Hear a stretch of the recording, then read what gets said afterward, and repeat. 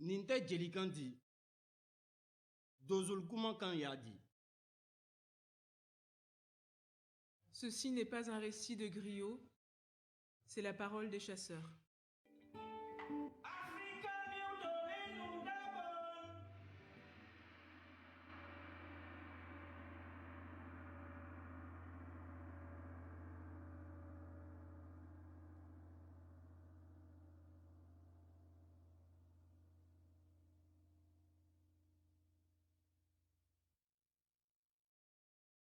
Au nom de toute l'organisation, bien évidemment, je souhaite à vous remercier pour avoir fait le déplacement. Pour qu'un pays vive et s'ouvre à la prospérité, il doit contenir des hommes. Sinon, il connaîtra la désolation et la tristesse. L'homme est le joyau de la terre, il doit donc être protégé. La charte du Mandé a été recueillie en 1965 auprès de Fadjimba Kanté de Tégué par Youssouf Tata Cissé, qui l'a transcrite et traduite. Édictée en 1212, elle fut solennellement proclamée en 1222.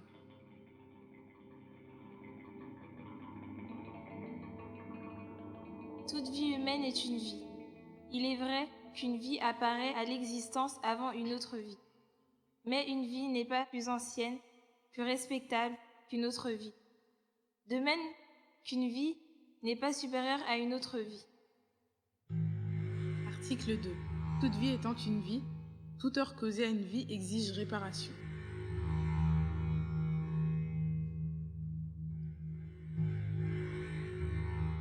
Ces textes-là sont si beaux. Ces textes-là, mon vieux. Et j'avais donné la traduction mot à mot de tout ce qui a été dit en malais. 1000 pages. Traduction mot à mot. Pendant plus de 5 ans, Soundiata va mobiliser la grande majorité de ses confrères chasseurs du Ouagadou, du Sahel, des rives du lac Debo et du Sénégal, constituant ainsi la grande armée de libération du Mandé contre la tyrannie de Soumaoro. Les batailles et les victoires se succédèrent, dans la grande plaine de Krina d'abord, puis à Sibi, Kri et Narena, où l'armée du Soso fut anéantie. J'en profite pour remercier dès le départ toutes les personnes qui ont contribué à la réalisation de cette cérémonie, notamment aux personnes qui ont décoré la salle, très bien décorée, et aux personnes de la technique. Comme vous le savez, on est ici dans le cadre de la journée du 10 décembre relative à la Déclaration des droits de l'homme. Les droits de l'homme, et bien évidemment, nous on a rajouté de tous les hommes.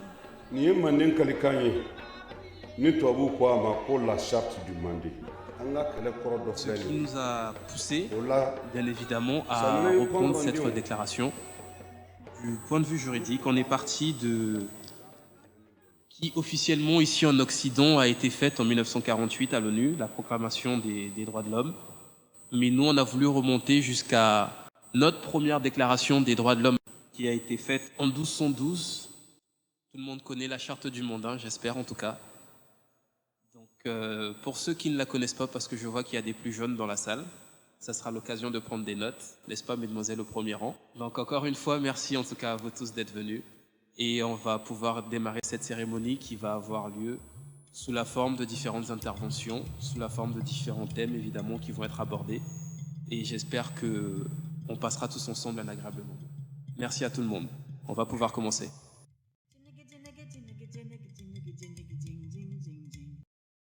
Tout commence par le Mandé, berceau du futur empire du Mali, avec la conversion à l'islam du roi Barandama, alias Baramdanan, et ce à la suite d'une grande sécheresse qui avait éprouvé son pays, le Mandé.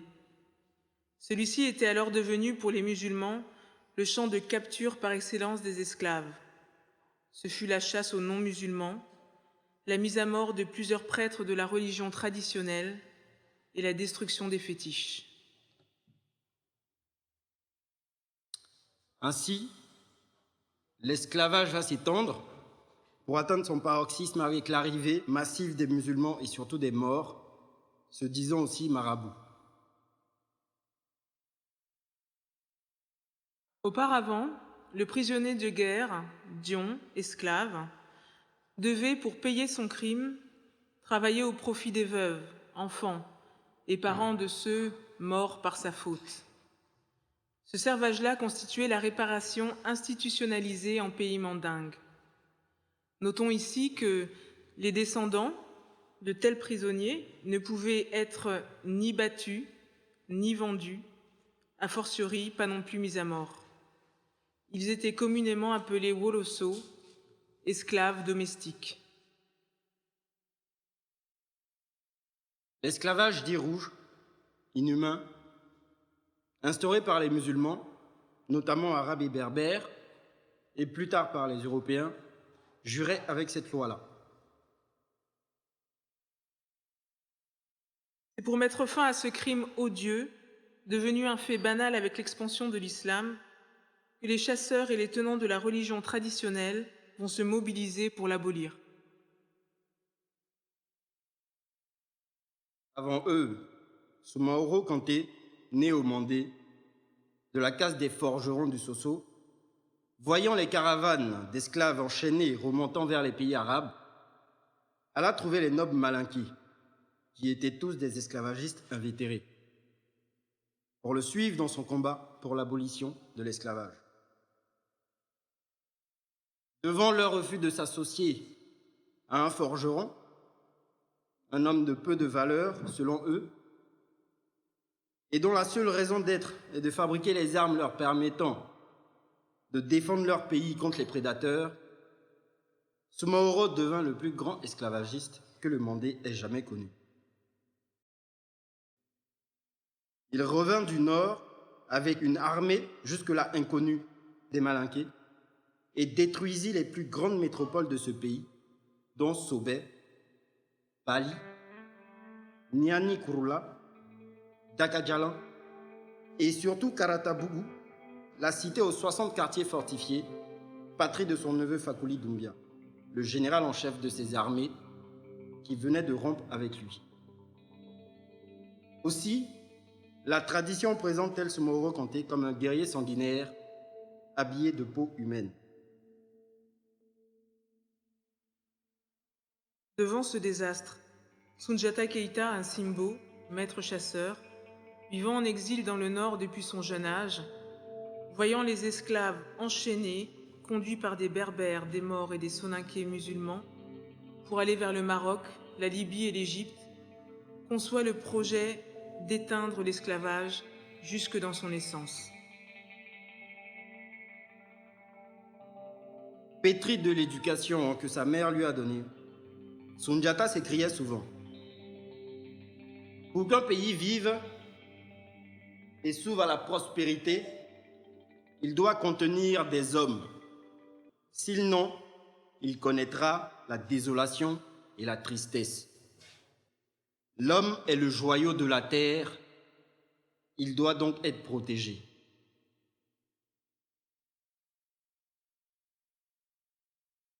Pendant plus de 5 ans, Soundiata va mobiliser la grande majorité de ses confrères chasseurs du Ouagadou, du Sahel, des rives du lac Debo et du Sénégal, constituant ainsi la grande armée de libération du Mandé contre la tyrannie de Soumaoro. Les batailles et les victoires se succédèrent, dans la grande plaine de Krina d'abord, puis à Sibi, Kri et Narena, où l'armée du Soso fut anéantie. De retour à Dakajalan en 1212, Soundiata et ses confrères élaborent le serment des chasseurs, Tozolu Kalikan, communément appelé Charte du Mandé, visant à abolir à tout jamais l'esclavage et la traite. Ils créèrent à cet effet un triangle d'Ankou, lieu de culte par excellence des chasseurs, où ils jurèrent en ces termes: tant que nous détiendrons le carquois et l'arc, aucun Malinké ne sera désormais réduit en esclavage, a fortiori vendu ou troqué contre du sel gemme ou des chevaux. 10 ans durant, ils vont mener une lutte sans merci contre les esclavagistes de tout pays. C'est alors qu'en 1222, date à laquelle la comète dite de Halley apparut dans le ciel du Mali, ils intronisent Soundiata comme Mansa ou empereur du Mandé tout entier. À cette occasion, on déclama solennellement la charte du Mandé, prévoit le respect de la vie et de la personne humaine, la lutte contre toute discrimination ethnique et raciale, la liberté d'entreprendre, d'aller et de venir, et le respect des lois du Mandé nouveau.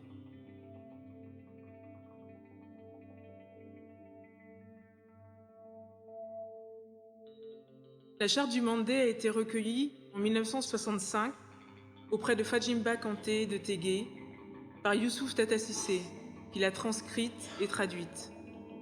Édictée en 1212, elle fut solennellement proclamée en 1222.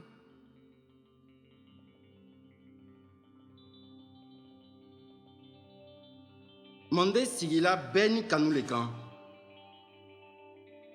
Ani oronya ni badeya.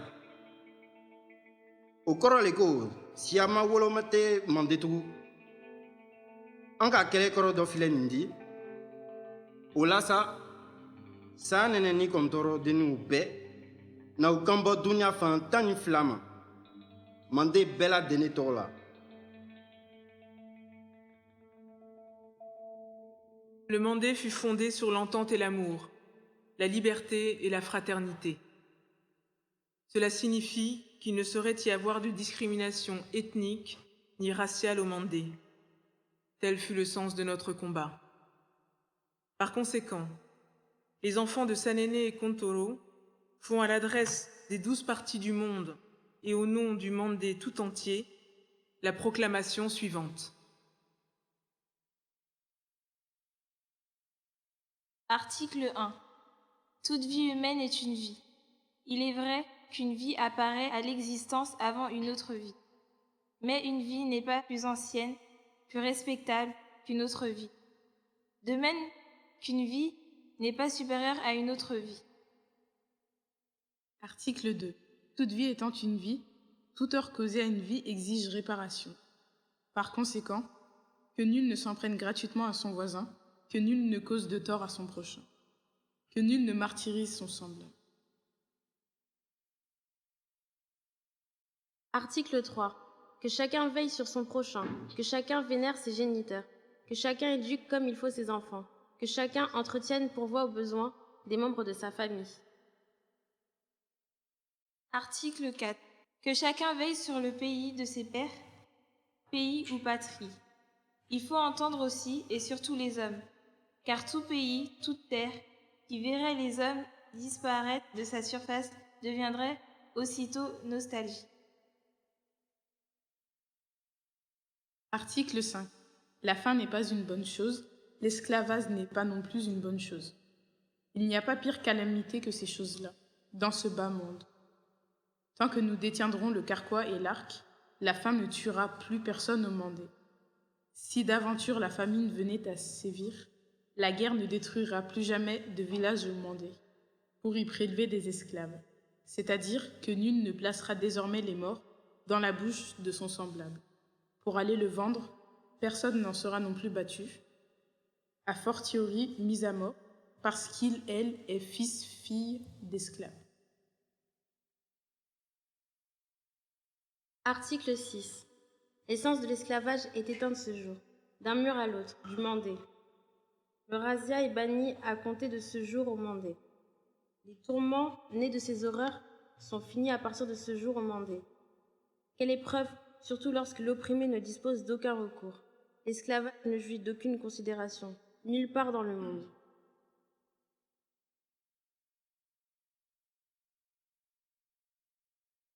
Article 7.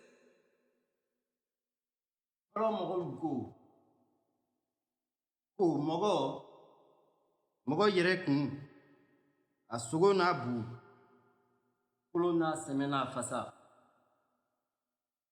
ko olu b'i balo tun di de la.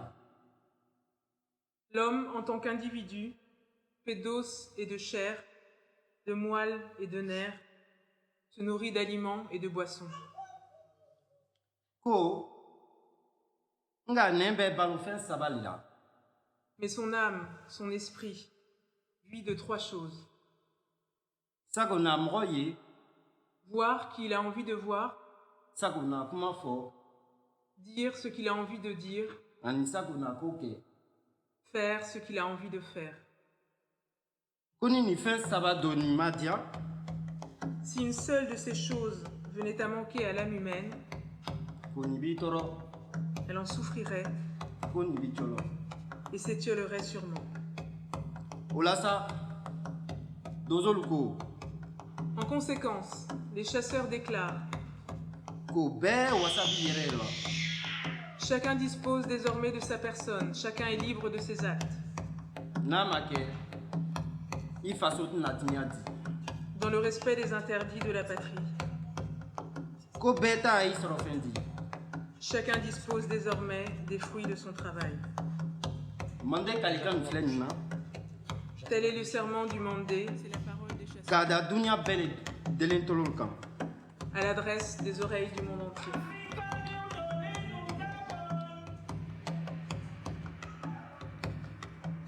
Maître Fajimba Kanté termina sa narration par ces mots, comme pour prévenir la confusion des genres ou pour éviter d'empiéter sur le domaine des Nyamakala, gens de caste.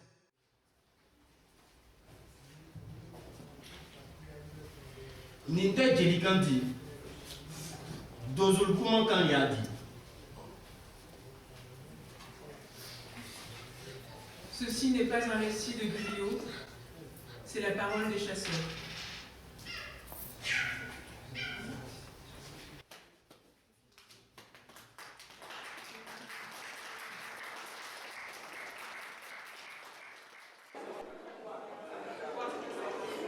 Alors vous avez tout filmé. On va tout avoir